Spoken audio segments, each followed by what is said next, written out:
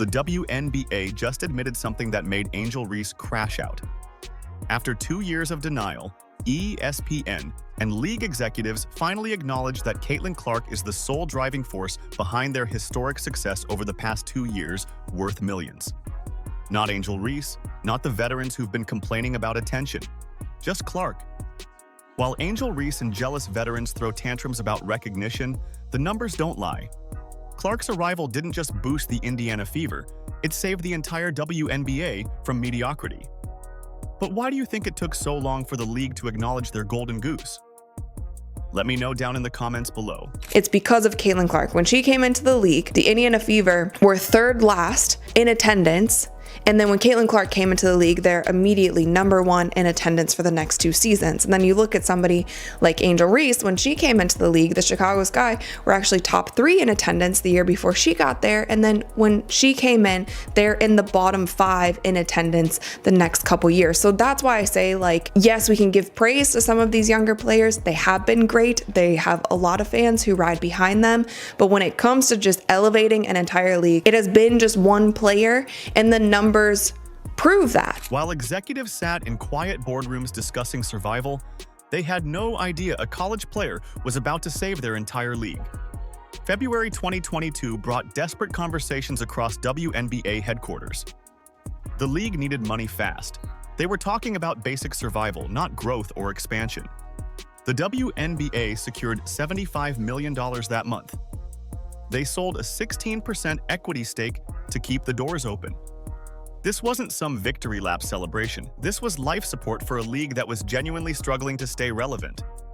The money was supposed to help with marketing and operations. Basic stuff that most successful leagues take for granted. Continued to February of 2022. So this was when the capital raise was announced.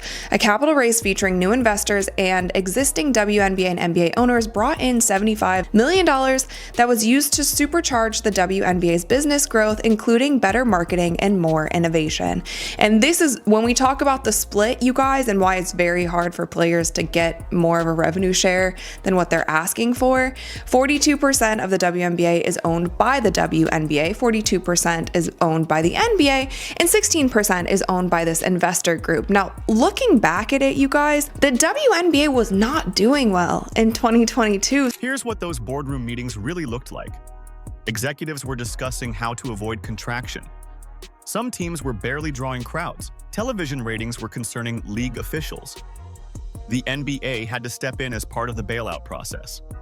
Private investors came in expecting modest returns on their investment. Nobody was talking about billion-dollar media deals or explosive growth. The league was valued at $1 billion during this capital raise. That sounds impressive until you realize they were selling equity just to keep operating. These weren't expansion discussions or strategic growth meetings. They were survival conversations about keeping the WNBA from becoming a footnote in sports history. This might have been a decision that they felt like they needed to make in order to continue the league, like in order for the league not to fold, in order for, like they said here, to supercharge the business growth, to include better marketing and more innovation. Meanwhile, Caitlin Clark was already breaking college basketball records at Iowa. She was drawing massive television audiences that dwarfed WNBA viewership. Clark was generating the kind of excitement that league executives could only dream about during their financial crisis meetings. The irony was absolutely perfect. While they planned for basic stability, Clark was creating the blueprint for explosive growth. Those private investors thought they were buying into a stable but limited sports property. They expected steady but unremarkable returns over several years. Conservative projections dominated every presentation. Growth targets were modest at best. Nobody anticipated that a college player would completely transform their entire business model within 24 months. The marketing budget discussions focused on incremental improvements. They wanted to reach existing basketball fans more effectively. Expanding the fan base seemed like an unrealistic goal given their financial constraints. Social media strategies centered on maintaining current engagement levels rather than explosive growth. A April 2024, Caitlin Clark drafted into the WNBA spotlight intensifies. So the spotlight went from being this like little tiny cat laser light to literally one of those spotlights when a criminal is on the run and they're like doing this to try to find the criminal on the helicopter. You guys know what I'm talking about? That's what happened to the spotlight. It got that much bigger and that much brighter on the WNBA, and I'm really glad that she mentions it here. It's just Caitlin Clark. It's always been just Caitlin Clark. Clark's arrival changed everything about those conservative projections. The same league that needed emergency funding suddenly became appointment television. Games that used to draw minimal audiences were selling out arenas across the country. Television networks were bidding aggressively for broadcasting rights instead of treating WNBA games as programming filler. Clark transformed their survival plan into a thriving empire worth billions. The desperate capital raise of 2022 became the foundation for unprecedented success. Those private investors who expected modest returns suddenly found themselves part of a sports entertainment phenomenon. The league that was planning for basic stability became the fastest-growing professional sports property in America. This dramatic shift forced executives to confront an uncomfortable truth about their golden goose. Yes, there are other great young players who have come into this league, but it has truly been the Caitlin Clark effect. Even if you look at the viewership for Iowa this year, the viewership for Iowa in the past couple years, even after Caitlin Clark departed, there are still people that are tuned into Iowa when Iowa was never at the top of the viewership numbers. It's because of Caitlin Clark. ESPN executives finally admitted what everyone already knew. But why did it take them 2 years to say it out loud? The answer came wrapped in a historic 11-year media rights deal worth $2.2 billion. Disney, Amazon Prime, and NBC Universal didn't hand over that money for Angel Reese or veteran complaints. They paid for Caitlin Clark's audience. The deal averages $200 million annually. That's a massive jump from the league's previous media agreements. Network executives specifically pointed to the surge in viewership and fan engagement that Clark generated. They weren't being subtle about it anymore. Clark's arrival transformed the WNBA from a programming afterthought into appointment television that networks actually wanted. But here's where it gets interesting. Why did league officials spend 2 years dancing around Clark's impact? Several theories explain their delayed acknowledgement. Some executives feared controversy if they credited one player too heavily. League politics played a role as veteran players pushed back against Clark receiving most of the attention. Simple denial was probably the biggest factor. Admitting that one rookie saved your entire league is uncomfortable for executives who've been running it for decades. It's the Caitlin Clark effect for a reason. And Alexa Philippou says here, she says the fanfare Clark received from college carried over to the WNBA, which saw a historic year in attendance, viewership, and other key metrics. While Clark was a driving force of the sport's rise in popularity, other college stars such as fellow 2024 draftee Angel Reese and more recently 2025 #1 pick Paige Bueckers also brought significant followings to the WNBA. And I will agree, they brought significant followings, but some of those followings haven't translated to viewership and attendance. The media deal's success forced their hand. When networks are writing 9-figure checks specifically because of Clark's drawing power, you can't pretend it's about league-wide growth anymore. ESPN executives had to publicly credit Clark as the main attraction because their business partners were already doing it behind closed doors.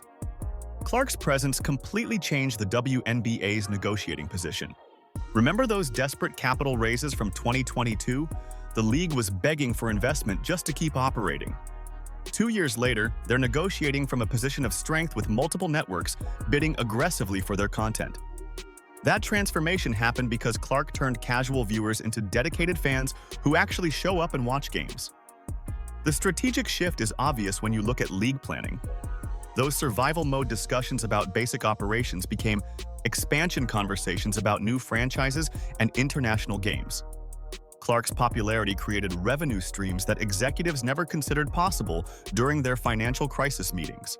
And we've kind of also seen that in Unrivaled. And I'm not saying that all of the viewership woes in Unrivaled are because people aren't following Paige Bueckers. Like, I don't think the product is that great either. But we've even seen when Caitlin Clark goes golfing, that's higher viewership than Unrivaled. Literally whatever Caitlin Clark does, there's a lot of eyeballs on her, and no other player has that kind of gravity. Like, no other player. Competing leagues are already trying to capitalize on the interest Clark generated. Unrivaled Basketball is launching partly because investors see the market Clark created for women's basketball. They're hoping to capture some of the excitement that Clark brought to the sport. That's the clearest admission that Clark's impact extends far beyond just basketball into pure entertainment value.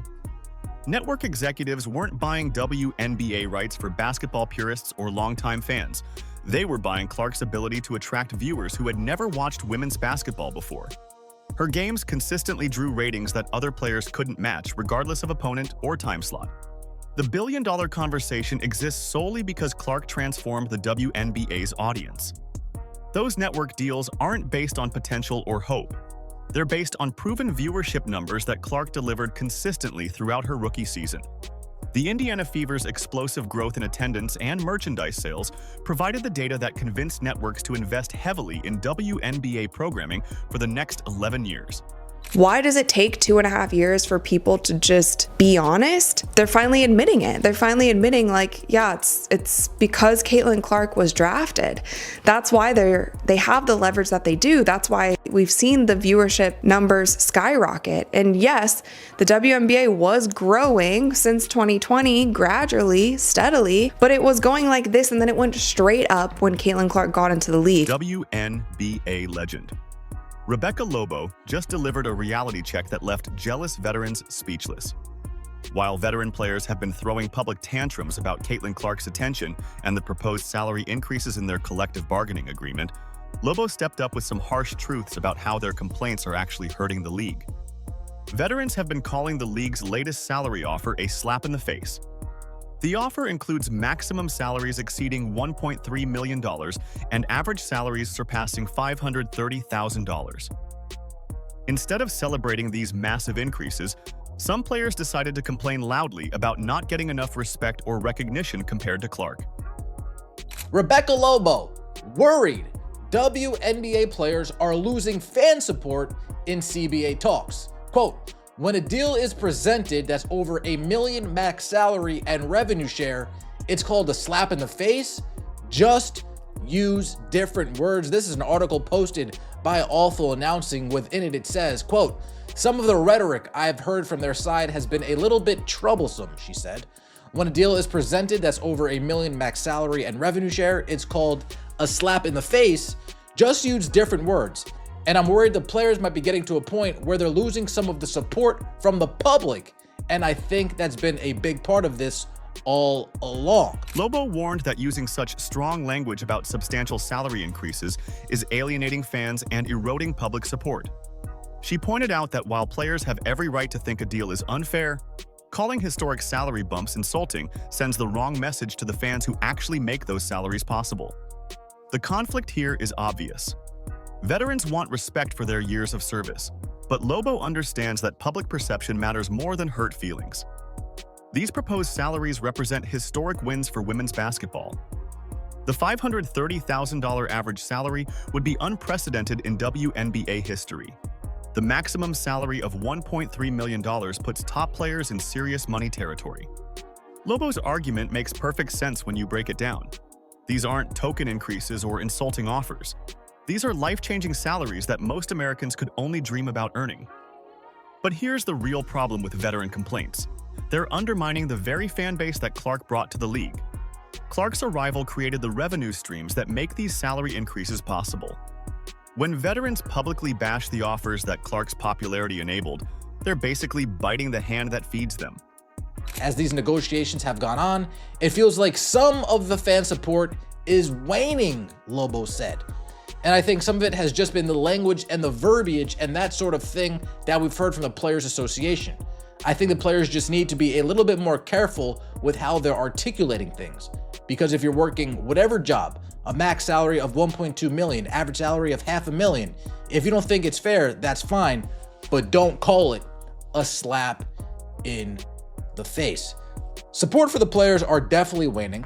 Lobo called for better media training and smarter public messaging from players. She wants veterans to think before they speak publicly about league business. Her advice reflects a generational divide in understanding modern sports marketing.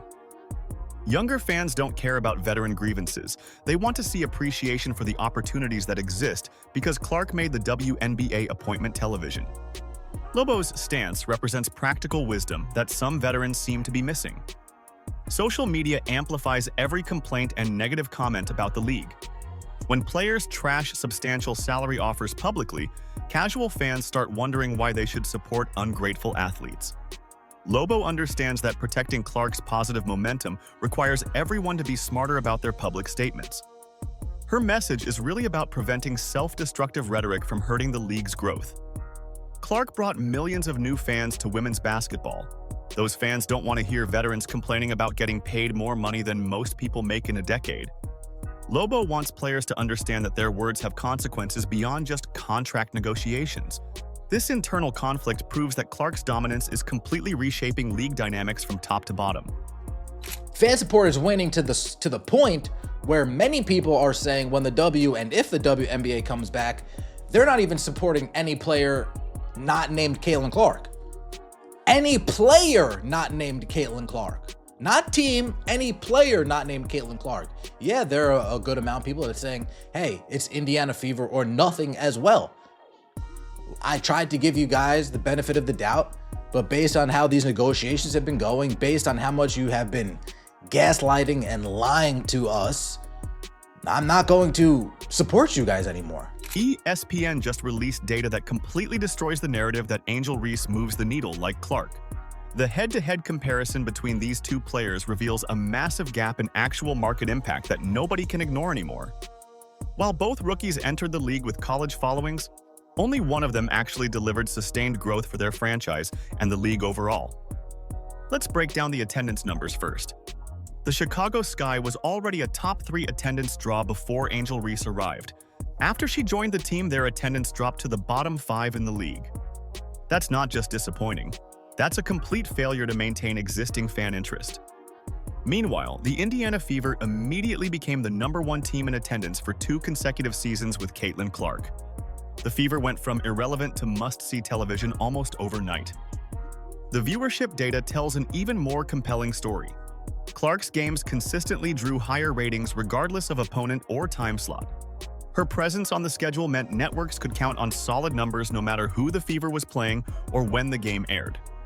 Reese never generated that kind of consistent viewership pull for Chicago Sky games. It's because of Caitlin Clark. When she came into the league, the Indiana Fever were 3rd last in attendance. And then when Caitlin Clark came into the league, they're immediately #1 in attendance for the next 2 seasons. And then you look at somebody like Angel Reese, when she came into the league, the Chicago Sky were actually top 3 in attendance the year before she got there. And then when she came in, they're in the bottom 5 in attendance the next couple years. So that's why I say, like, yes, we can give praise to some of these younger players. They have been great. They have a lot of fans who ride behind them.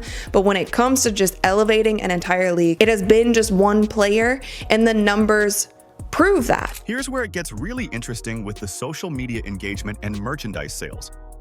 Clark commands a level of attention that completely dwarfs other players, including Reese.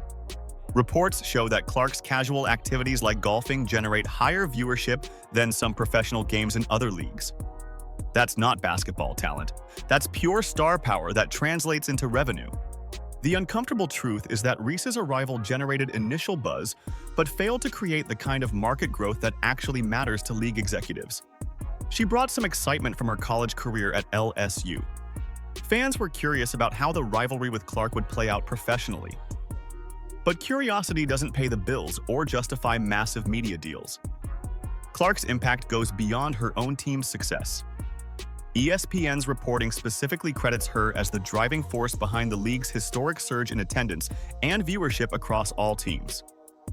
Her presence lifted the entire WNBA in a way that no other player has managed to replicate.